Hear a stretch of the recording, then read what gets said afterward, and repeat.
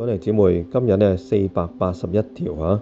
問嘅就係世間嘅和平係咩呢？嗱，從人嘅生命嘅成長嚟講咧，即係和平係必須嘅喎。嗱，點解呢？生命咧即係好脆弱啊嘛！你啱出世嘅時候係咪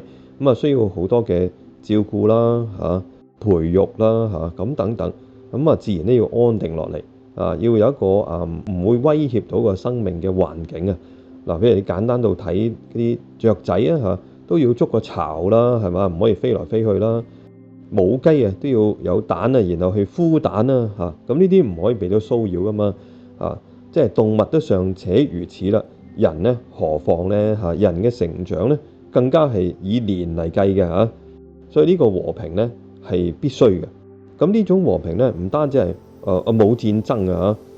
但係呢即係中間可以充滿仇恨噶嘛。可以咧，即係你又唔妥我，我又唔妥你睇下咧，大家忍到幾時咁咧？呢一種其實都係威脅緊，或者就算係表面冇戰爭嘅，但係裏邊咧喺嗰個關係上邊咧好多張力好多矛盾好多壓力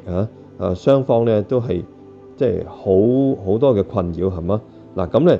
咧亦都唔係限於咧保證雙方咧係武力上面嘅均衡好似咧即係。於是咪引發咩即係嗰啲咩軍備競賽啦，係嘛？你有幾多核子彈頭我又有幾多核子彈頭咁你唔好喐係嘛？你喐咧，我又喐你啦咁樣。嗱咁呢啲咧都唔係理想嘅雖然都好過咧即係打緊仗咁，但係咧唔係我哋所追求嘅人世間嘅和平人世間嘅和平咧係好似聖多馬斯所講嘅秩序嘅和諧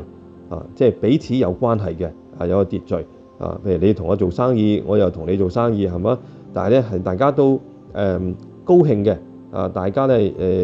你有付出我又有願意買等等係嘛？亦都係正義嘅功效，就即係咧呢個關係係彼此接納嘅，覺得啱嘅正義即係啱嘛，正確嘛，而產生嘅嗰個效果即係大家都覺得係合適舒服，咁自然就有一種嘅和平嘅出現啦亦都係愛德嘅成果。愛德就係彼此有一份咧嘅關係上嘅和諧嘅連結咁世間和平咧可以話係基督嘅和平嘅肖像，即係學似耶穌基督咁雖然咧好多破壞呢種秩序嘅，譬如話被出賣啦、被否認啦，但係基督咧都愛到底、寬恕到底於是咧呢份嘅和平咧就係以愛去征服對方嘅仇恨而產生嘅成果從愛而嚟嘅成果好啦，咁今日咧，我哋一齊背誦嘅聖經金句啦記得嘅聖經金句咧就係呢一句基督是我們的和平，他是雙方合而為一。阿弗所書2章14節。